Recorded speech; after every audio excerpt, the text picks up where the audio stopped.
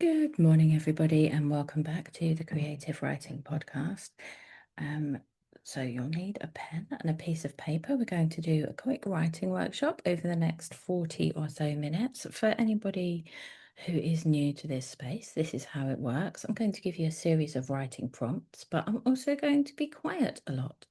And that silent time is an invitation for you to put words on the page, because this little project that I'm involved in is all about helping you to develop your writing skills through practice. So the idea is simply that the more you write scenes with certain elements to them, the better and more instinctive your writing becomes. And then when you're constructing sort of larger, longer pieces, you have a lot of skills in taking your reader through the journey of the character, which that they can become kind of unconscious or subconscious, right? By repeating and repeating and repeating. So if you have your pen and your piece of paper, we're going to jump straight into a warm-up exercise, and then I'll tell you a little bit more about what we're up to today. And the warm-up exercise is simply someone who is attempting to tie a shoelace. So just for 5 minutes, write whatever you like, no judgments, no idea of developing it into anything. It's just to get our brains and our hands moving. Somebody is attempting to tie a shoelace.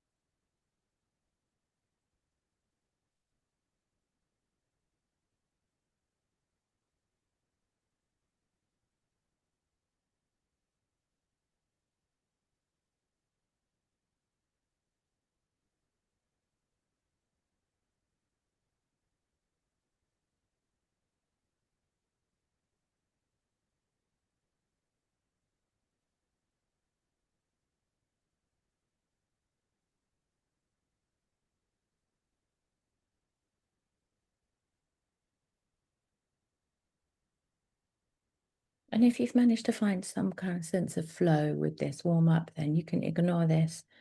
But if it's a bit frustrating and you kind of haven't quite got going yet, have your character just totally abandon this idea and go and get a different pair of shoes for the last couple of minutes of the workshop. Giving up is always an option.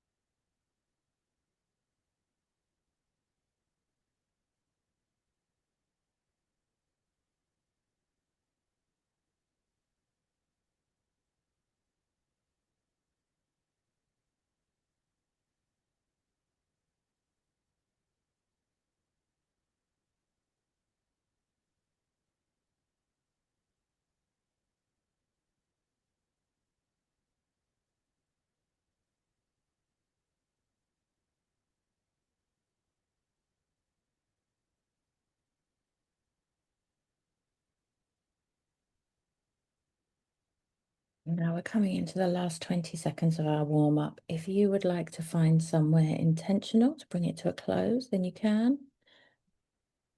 If some kind of idea has flooded your imagination and you want to write down a few keywords so that that doesn't disappear forever into the ether, then now is the time.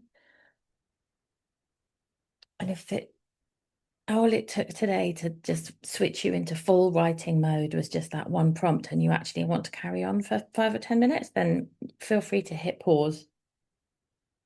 But for those of you that are going to carry on with me, we'll draw that little warm up to a close. And we'll have a think about everyday tasks that go wrong and their role in fiction. I am recording this in the middle of a heat wave in a rented house, which is not cut out for these kind of temperatures. And this session is very much inspired by the differences to my life once things hit over 30 degrees in the day and, don't fall below 28 at night. I've literally had to stop sleeping in my room and move downstairs, that kind of and um, the last heat wave, all the fridges in the supermarkets broke, couldn't buy anything. So this is obviously inspired me to have a think about the way our daily life can experience quite a profound change, even though nothing enormous is going on around us. And I do think this is an area where prose fiction can be a lot more satisfying than other forms of storytelling, like, say, film or television. The minutiae of our human experience, the ways in which it can go wrong, the ways in which small things going wrong can impact our psychology and our emotions.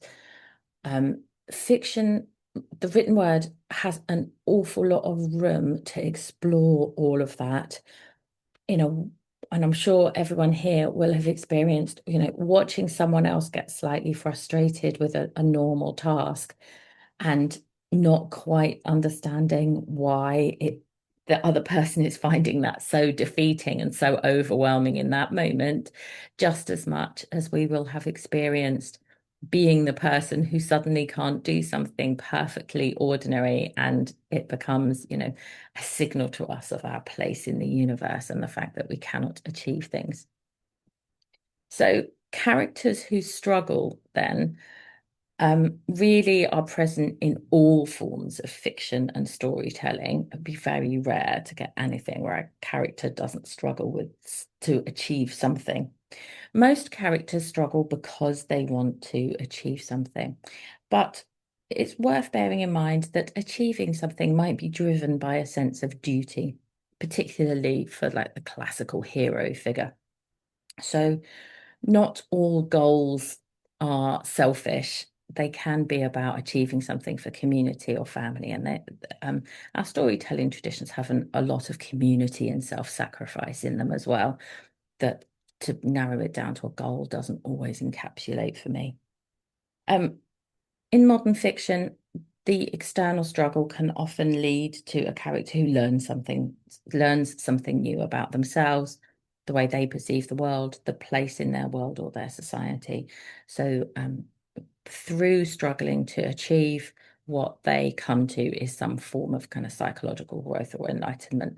That is, though, a very modern form of storytelling in traditional myths. Once you've defeated the sea monster, you don't also have to realize that you're someone who can defeat monsters. It's kind of self-evident in what you've achieved.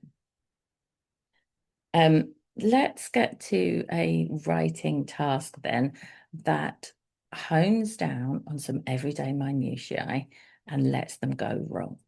As with all of my workshops, you can do this with a character that you are developing for a longer piece. So you might just want to spend half an hour doing a bit of writing about a main character or even a side character to get to know a little bit more about them and their motivations. If you're not currently working on anything, that's fine. You're going to write down a name and an age. So uh, Mohan could be 78 or Susan could be 21.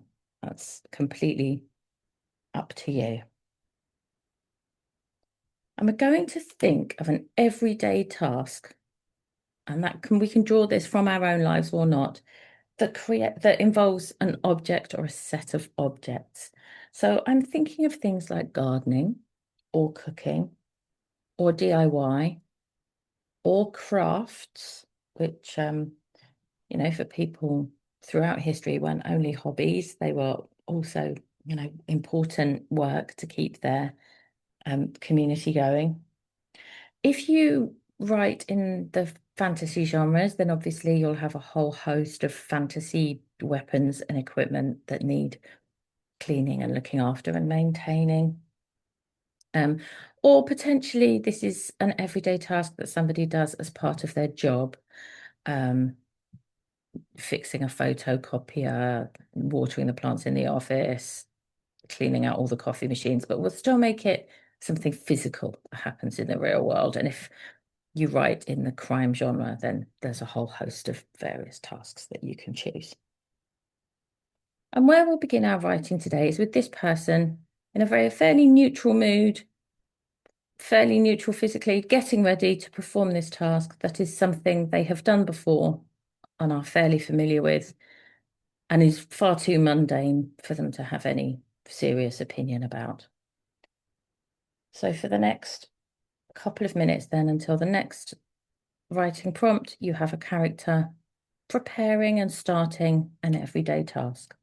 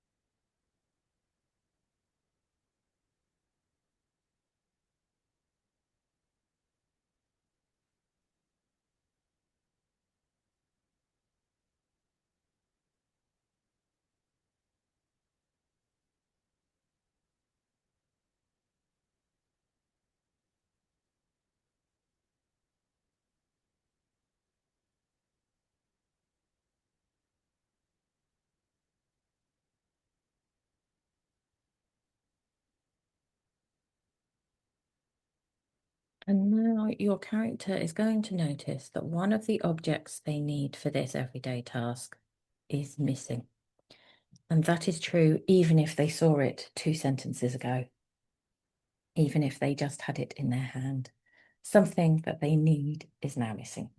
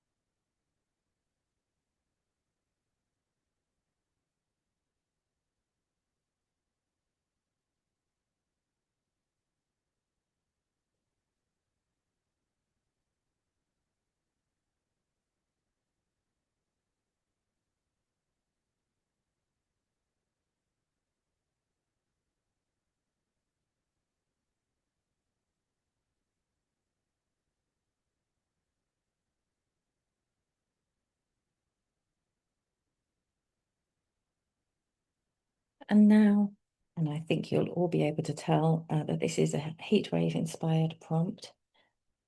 Something in your character's body is going to make the task that they're involved with really difficult. So despite the missing piece, they're going to carry on attempting to do what it is they set out to do, this normal everyday thing. Perhaps they improvise something, but their body begins to get in the way. Perhaps they're dizzy, perhaps they're hungry or thirsty. Those can be very, very difficult internal signals to ignore. Maybe they're extremely hot, or you could treat yourself if you're currently in England and they could be extremely cold.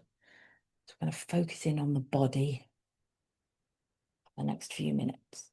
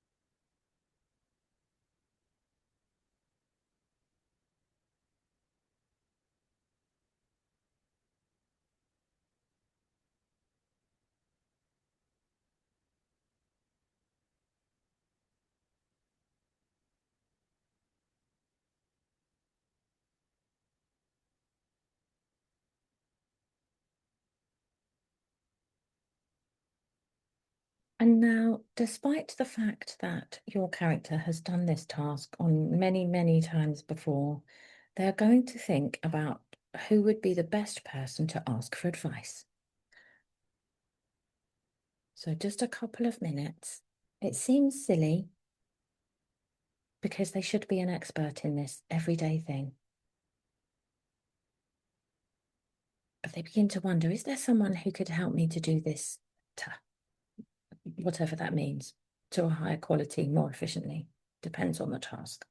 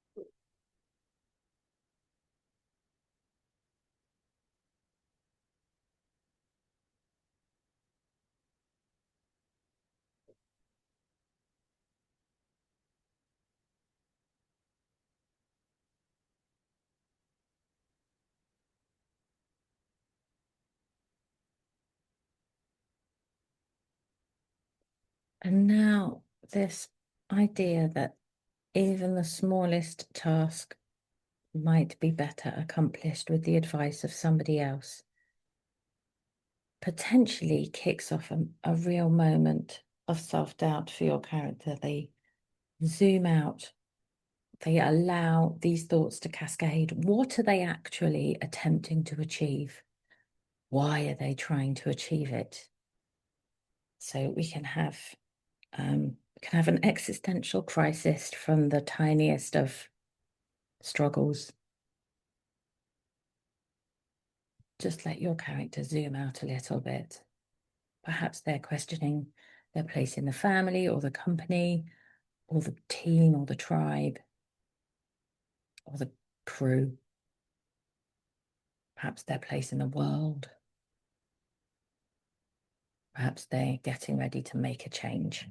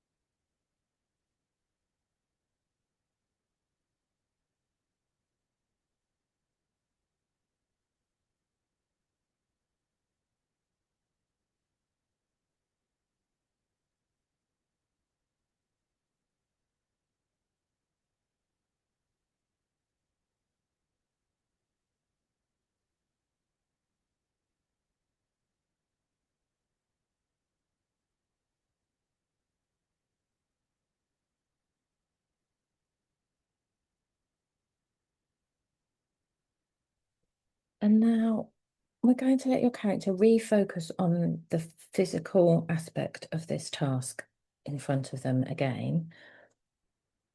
They still carry that sense of potentially asking for advice. They still carry that sense of questioning why this is an important task to achieve. So they're going to go into that task now with some potentially element of frustration or negativity. And they're still potentially hungry or dizzy or hot or cold. So, but through all of that lens, they're going to forge forwards and just keep attempting to clean the bathroom or make a soup or whatever it is you decided they were focused on.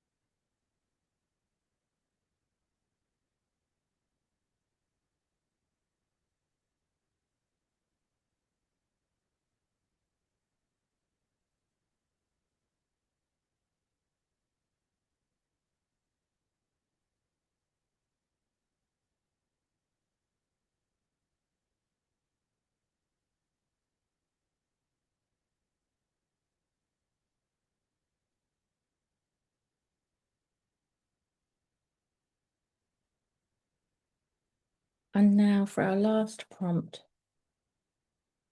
of the day. This small everyday task and its unreasonable level of struggle inspires your character to change something about their lives. Perhaps they're just going to buy a dishwasher. Perhaps they're going to leave their partner and strike out on their own. The scale of the decision is entirely up to you. But we'll allow this frustration and these ideas that have been building up to make them think about changing something. And perhaps that does involve the person they thought of going to for advice. Perhaps they do need to talk to them, but just about much deeper, wider things. So the scale of the change is up to you, small or large, but we'll just do the last few minutes making a change.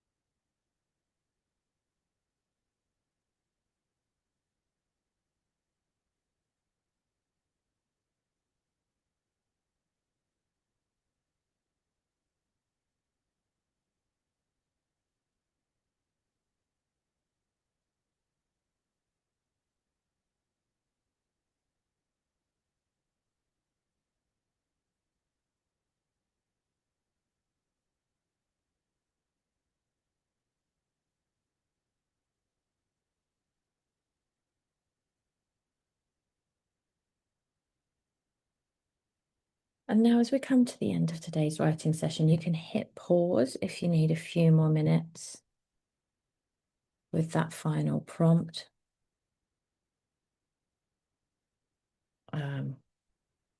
Arguably, I am moving on a little bit fast, but we're going to move to some reflection now. So if you would like to scribble down a few keywords about the piece you've been writing, what you would develop afterwards.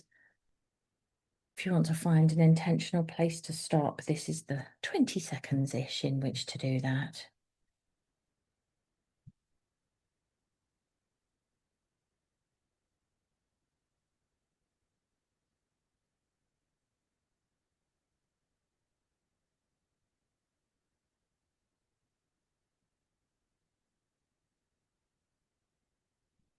That's always a fun prompt for me to give because I can imagine you all in front of various listening devices scribbling away, because I know that that's what happens in writing sessions when I do them live, is that final 20 seconds is where all the good stuff happens. Let's just take a moment then before we finish to read back what you've written today, with a view to reflecting and asking ourselves a few questions about what we've achieved. So one of the big ones might be, what characteristics did your character demonstrate throughout the piece? Do you think this is a person who is incredibly determined? Are they easily confused or overwhelmed? Do they need validation from others to achieve things and potentially need to stand on their own 2 feet a little more? Do they persevere even when getting an outside perspective would be better for them? So these little writing exercises and the reflection on them is a really good way to look back at what you've written, what flowed onto the page quite subconsciously or unconsciously, and then making it explicit. Oh, this is a character who's easily confused. And learning to spot that in your own work helps you to keep characters consistent over a longer period of time and helps you like delicately establish their growth and their change because you know exactly what they were like at the beginning of your story. and the points at which they changed. And even a tiny bit of writing in, half an hour, 40 minutes can begin to establish those skills within yourself, that you know exactly the character you're writing. I think when we start, sometimes people just kind of, if we're lucky, people tumble onto the page. You have to get control of them a little bit. As always, I think it's worth going back through the different stages and working out what felt natural to you and what maybe felt a little bit more sticky. So today you might have found that all the external business was really easy for you to write, somebody dealing with objects and attempting to do something, and potentially some of the introspection was a little more difficult. Or perhaps you're the flip side of that coin. You loved the introspection, the questioning, the thoughtfulness about their stage in life, but you were less interested in the physical. Stories need both of those things to happen because our readers need to be located in a physical world with physical consequences and kind of reasonable action consequence. You pick something up, you put it down, and why people like science fiction and fantasy is because we can begin to break those kind of normal everyday expectations. But readers definitely need a physical world for your stories to take place in, and you need to make that come alive to them. But they also need that introspection, that growth, that questioning. That's what makes stories a little bit meatier, a little bit more interesting to read, and feel like they have emotional and psychological depth. So one of those might be entirely your wheelhouse, and you're going to work a little bit on doing the other one. But why it's interesting to know that about yourself as someone who's embarking on a writing practice is that sometimes you can get really frustrated. And then when you look back at what you were working on that day, you realize, oh, okay, actually, today's writing was all about external things that were happening to my character and like things happening in the world. And they just didn't get a chance to stop and reflect and think about anything that was happening to them. And that's why I myself as a writer am a bit irritated because I'm waiting to get back to the next chapter where they'll have a moment to pause and think about all of these things. So I do think recognizing it within yourself can help propel you through some of the bits of writing, because there are bits that we all have where we don't enjoy them as much. And I would always get you to read back through your writing and pay really close attention to the words on the page. Is there anything that jumped out at you that you were really pleased with, that you enjoyed? Perhaps it's a funny punchline, a really good joke. Perhaps it's a beautiful turn of phrase, a nice piece of internal dialogue. Is there anything within your writing today that you would lift wholesale from this exercise and use to begin an entirely different scene, an entirely different character, or the same character in a different situation? Because that's a useful way of keeping your writing going if you're feeling uninspired one day, is that you can go back through your own notebook and say, oh yeah, this guy who couldn't tie his shoelaces. I did have some more to explore there. So that's another reflective task that we can always do whenever we've sat down to do a little bit of writing. Of course, once we embark on a longer piece, then generally what we're reflecting on is, does this writing fit the longer piece? Becomes the kind of the salient question. But hopefully this is part of the podcast, is that you just get the chance to kind of play with fewer consequences or stresses on what you're actually getting down the page. If this was your first episode because you came to a workshop this week or signed up for a workshop, then welcome. Now you know what it's all about. I try to do these weekly throughout the year. I will be putting more live workshops on the calendar. For those of you who don't know or perhaps new, I teach vulnerable young people, and so their timetables take precedent, and then I try and fit some free creative workshops in around what I'm doing with them. Because it's it's good for my intellectual development, and it's fun to do, and it's fun to make space and time for people to do some writing. And occasionally I do paid workshops on craft as well, but I do tend towards the free ones. Fantastic. I hope you enjoyed today's session. If you know a writer who you think would have enjoyed it, then feel free to forward them the links. See, it's free and they can do it anytime. and I'll see you for the next episode.